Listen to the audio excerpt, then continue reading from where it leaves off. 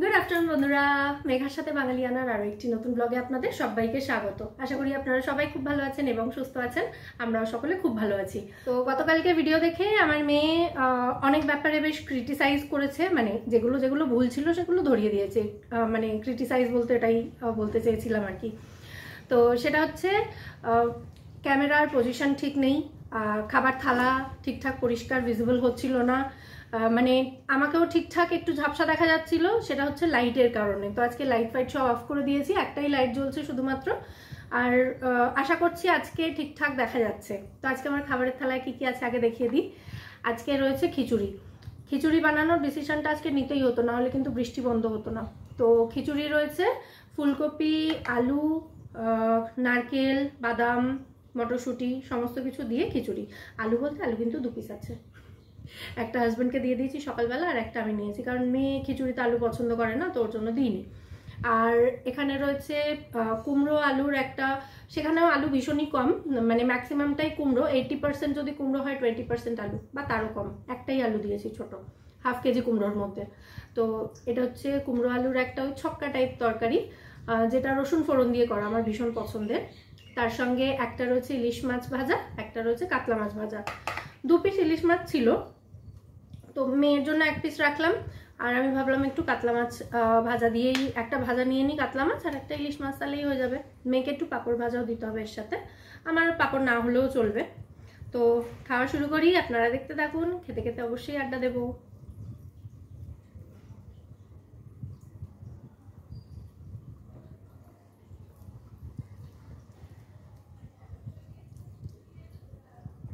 আর উইকডেজে সকালে খাবার বানানোর জন্য আমার কাছে টাইম থাকে 40 to 45 মিনিটস, তার মধ্যে অনেক কিছু করে ফেলতে হয়।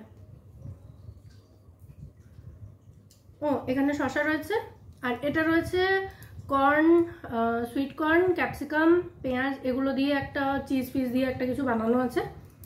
নিলাম, নিয়ে বসলাম, মেয়েকে টিফিনের জন্য বানিয়ে দিয়েছিলাম অ্যাকচুয়ালি। তো যেরকমভাবে বাটার কর্ন বানাই সেরকমভাবেই বানানো, একটু ছিল এক্সট্রা, আমি ভাবলাম নিয়ে বসি, হাজব্যান্ড তো খাবে না, এখন ডায়েটে আছে। খিচুড়ি না আমি একটু বেশি করে ফেলেছি। অ্যাকচুয়ালি ভেবেছিলাম, আমার হাজব্যান্ড খিচুড়ি খেতে ভীষণ ভালোবাসে, মেঘ ডাকলেই বলে খিচুড়ি করো, তো সেই মানুষটাকে আমি সকালবেলা খিচুড়ি খেতে দিয়েছি, একদম একটুখানি খেলো, বললো না বেশি খাওয়া যাবে না।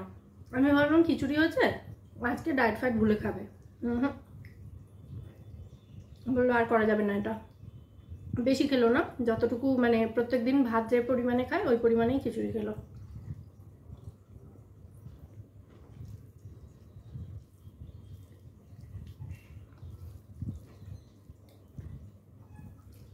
আজকে গুরু পূর্ণিমার শুভেচ্ছা সবাইকে।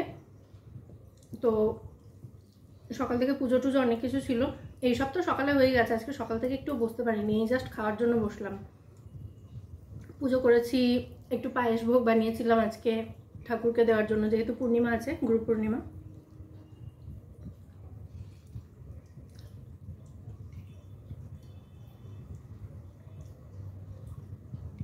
তো সেই পায়েসটা বানালাম।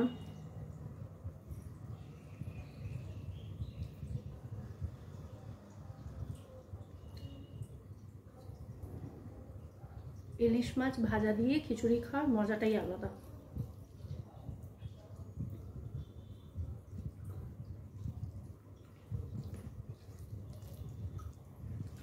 আমি অন্যান্য দিন যা খিচুড়ি খাই তার থেকে একটু বেশি নিয়েছি, কারণ একটু বেশি করে যেহেতু বানিয়ে ফেলেছি, কিছু করার নেই, না হলে তো নষ্ট হবে।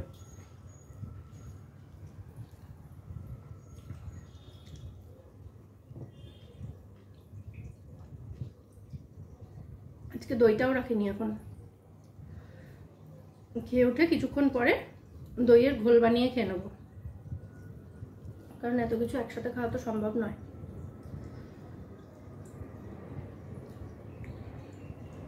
ইলিশ মাছের সব ভালো, একটু কাঁটা কম হতে পারত।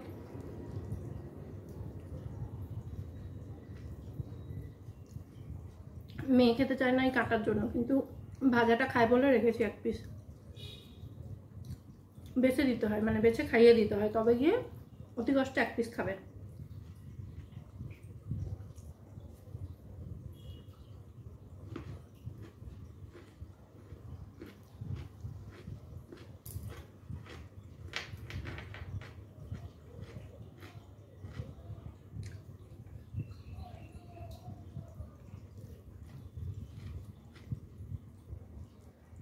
কালকে যেহেতু ভিডিওটাতে একটু প্রবলেম ছিল সেই কারণে আজকে এই সাইডটাতে বসলাম।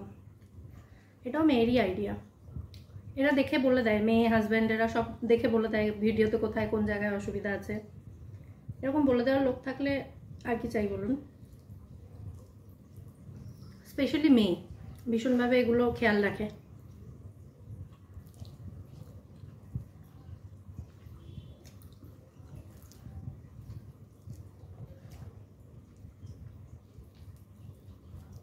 আজকে সকালে যখন ডিসাইড করলাম, ঘুম থেকে উঠেই দেখলাম বৃষ্টি হচ্ছে, তো ডিসাইড করলাম খিচুড়ি বানাবো। তখন মেয়েকে তারপর স্কুলে দিতে গেলাম, যখন মানে গাড়িতে তুলতে গেলাম, তখন বাজারে জিজ্ঞেস করলাম ফুলকপি কত করে। একটাই দোকানে ফুলকপি ছিল এবং কত করে জিজ্ঞেস করলাম, বললো 70 টাকা পিস। বাড়িতে এসে জেপ্টোতে দেখলাম 37 টাকা পিস, ওতে তো আবার 125 টাকা অফ থাকে।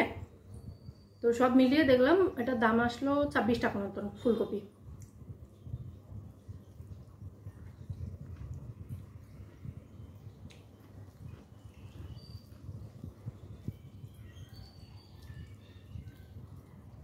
জেপ্টোর হিসেবটা কিন্তু বেশ হাস্যকর বলুন।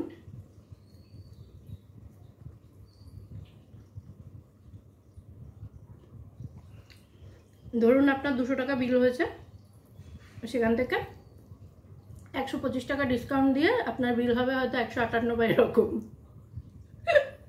শুনতে খুব ফানি লাগলেও এটাই ফ্যাক্ট। কারণ ওরা অফটা দেয়, কিন্তু ওরা তো আর নিজেদের পকেট থেকে দেবে না, সবাই তো বিজনেস করতে নেমেছে। তো ওরা যেটা করে ওই ট্যাক্স, তারপর আর কী সব ধরে, সমস্ত কিছু একসঙ্গে জুড়ে দেয়, দিয়ে ডিসকাউন্ট থাকে অবশ্যই, তাতেও কিন্তু লাভই হয়। মানে আমরা যারা বাজার করি তারা জানি বাজারে অন্যান্য জিনিসের দাম কত, ওখানে কত, কম্পেয়ার করলেই দেখা যায় তাও কিন্তু সস্তাই পড়ে। 20-25 টাকা যদি কম হয় বাজারে, তো আপনাকে কেউ 20-25 টাকা কম দেবে না, তো আপনি এখান থেকে নেবেন, অসুবিধা কোথায়। আর ফুলকপিটা খুব ভালো দিয়েছিল।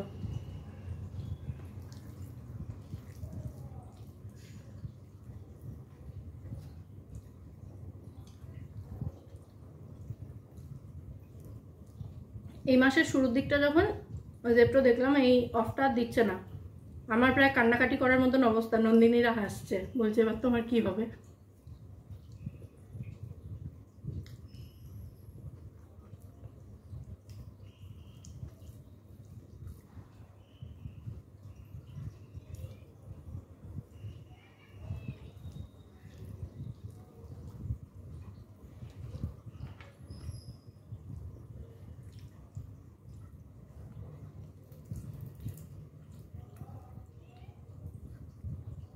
হাজব্যান্ডকে দুটোই কাতলা মাছ ভেজে দিয়েছিলাম সকালে খিচুড়ির সাথে, মানে 2 পিসই কাতলার দিয়েছিলাম। কারণ ইলিশ মাছটা আমি তো যেহেতু ডিসাইডেড আগে থেকে ছিল না, তো ইলিশ মাছটা বের করা ছিল না ফ্রিজ থেকে।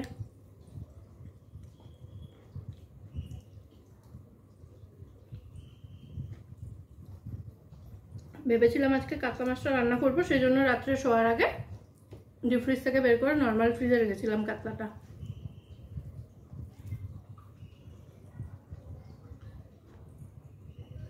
I'm already full.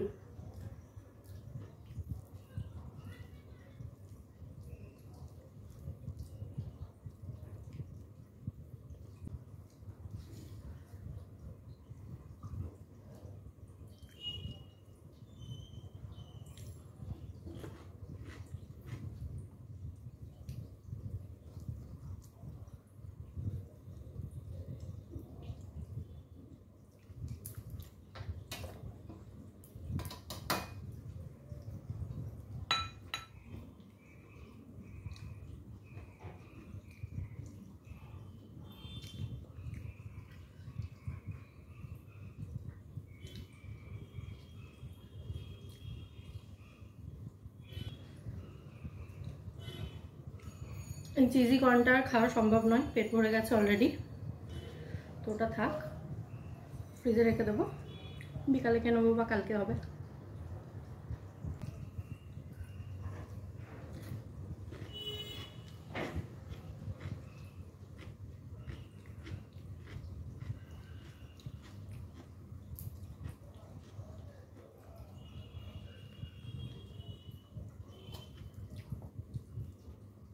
অ্যাকোয়ারিয়ামের ফিল্টারটা বন্ধ করা হয়নি, আওয়াজ আসছে কি? মনে হয় না আসছে, একদম অল্প আসতেই আওয়াজ হয়। এমনিতেই গাড়ি ঘোড়ার যা আওয়াজ আমার বাড়িতে, এইটুকু ফিল্টারটা অফ করে আর কি আওয়াজ আটকাবো। শুনতেই পাচ্ছেন কনস্ট্যান্ট হর্ন বেজে চলেছে গাড়ির। আমি ছোটবেলা থেকে গুছিয়ে থালা পরিষ্কার খেতে, মানে পরিষ্কার করে খেতেই পছন্দ করি। ধরুন যখন মানে সবে সবে খাওয়া শিখছি, বাড়িতে অতটা পরিষ্কার করে খেতে পারি না, কারোর বাড়িতে নিমন্ত্রণ আছে সেখানে গেছি, তো মা বলতো দে খাইয়ে দিই, একদম না নিজে খাবো, বলে না তুই ফেলে ছড়াবি, খেতে পারবি না। তারপর যখন সেখানে পরিষ্কার করে খেতাম, সবাই মাকে তখন বলতো যে কেন বলো ও পারবে না, কি সুন্দর পরিষ্কার করে খেলো, আর বাড়ি এসে আমি বকা শুনতাম। বাড়িতে তো এরকম গুছিয়ে খেতে পারিস না।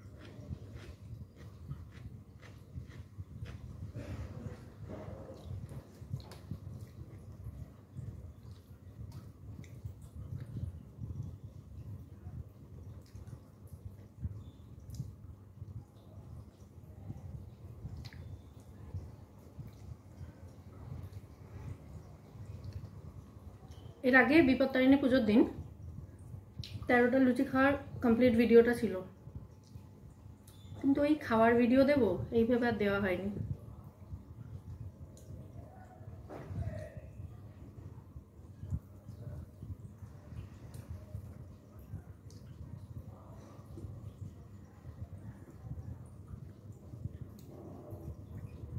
ইলিশ মাছগুলো যেগুলো এনেছিলাম, কালকে বলছিলাম না একটা বাজার থেকে অনেক মাছ নিয়ে এসেছিলাম, তার মধ্যে 2টো ইলিশ ছিল, কোনোটাই খুব বেশি বড় ছিল না, 600-700 ওজনের ছিল। মানে এই পিসটা দেখে বুঝতেই পারছেন ইলিশটা কত বড় হতে পারে, কিন্তু মাছগুলো ভীষণ টেস্টি ছিল।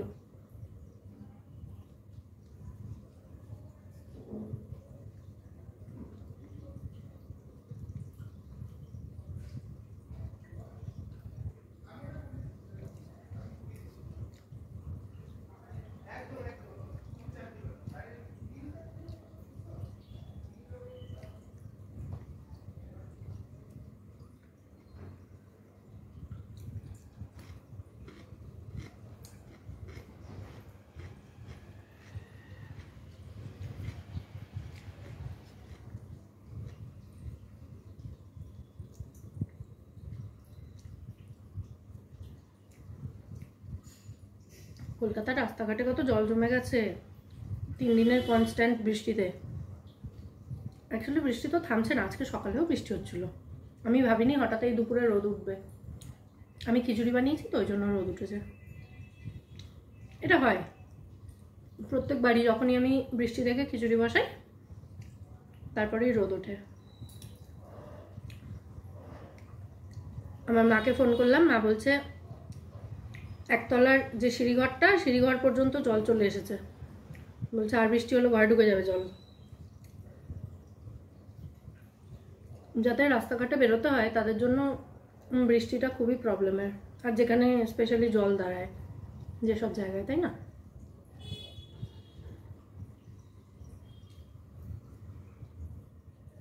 এত জল হলে সত্যিই অসুবিধা। কত মানুষ থাকে যারা একদম ছোট ছোট ওই রাস্তার পাশে যে ঘরবাড়িগুলোতে থাকে, ওদের তো ঘরবাড়িতেও জল ঢুকে যায়, খুব কষ্ট। ছোটবেলায় আমিও থাকতাম, মানে আমাদের যে বাড়ি ছিল সেখানেও জল ঢুকে যেত। প্রথমে তো ভাড়া বাড়িতে থাকতাম, সেখানেও জল ঢুকে যেত ঘরের মধ্যে।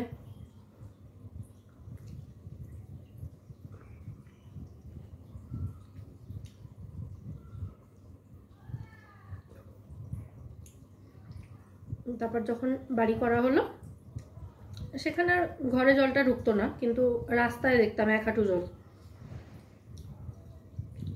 সাউথ কলকাতা এমনি একটু জল দাঁড়ায়।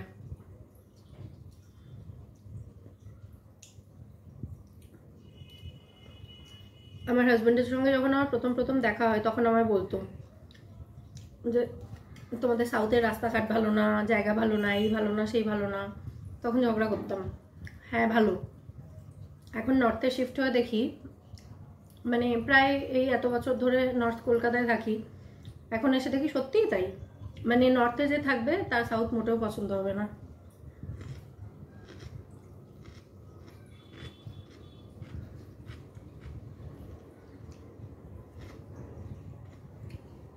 তা বলে ভালোবাসা যে কমে গেছে জায়গার প্রতি, সেটা একদমই না। যেখানে জন্মেছি, যেখানে বেড়ে উঠেছি, সেই জায়গাটার প্রতি ভালোবাসা জীবনেও কমবে না।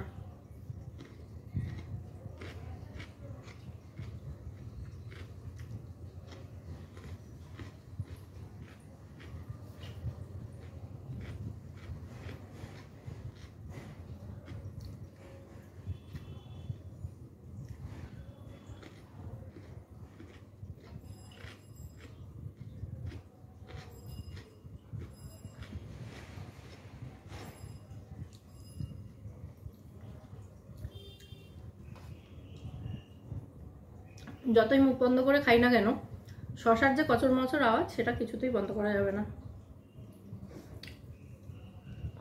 আর আমার এই যে হেডফোনটার সাথে যে মাইকটা আছে, মানে সব হেডফোনেই আই থিঙ্ক থাকে ইনবিল্ড একটা মাইক। এটা ভীষণ স্ট্রং, ছোটোখাটো আওয়াজগুলো খুব সুন্দর ক্যাপচার করে।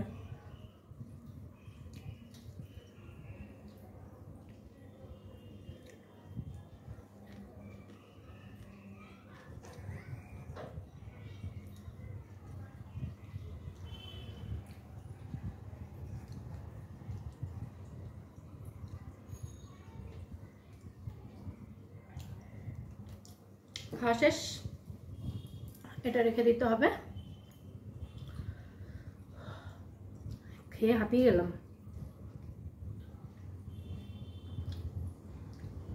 জল খাবো না, জলের পরিবর্তে দইয়ের ঘোলটা খাবো। তো একটু ক্যামেরাটা অফ করি, এগুলো গুছিয়ে রেখে আসি, তারপর আবার আসছি। চলে এসেছি নিয়ে এই যে ঘোল। আর আপনাদেরকে একটু ভোগ দর্শন করাই, ভোগ দর্শনে দুর্ভোগ কাটে। এই যে আজকে গুরু পূর্ণিমাতে পুজো দিয়েছিলাম, তার প্রসাদ পায়েস। আপনারা ভার্চুয়ালি গ্রহণ করুন। আজকে খাওয়াটা একটু বেশি হয়ে গেছে।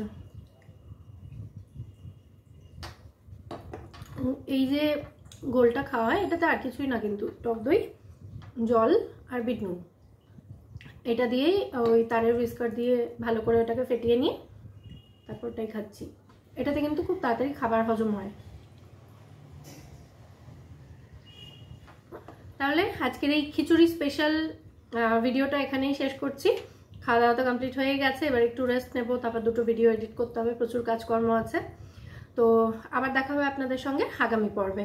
তাহলে সবাই খুব ভালো থাকবেন, সুস্থ থাকবেন এবং সবাইকে খুব ভালো রাখবেন। আজকের মতো এখানেই টাটা।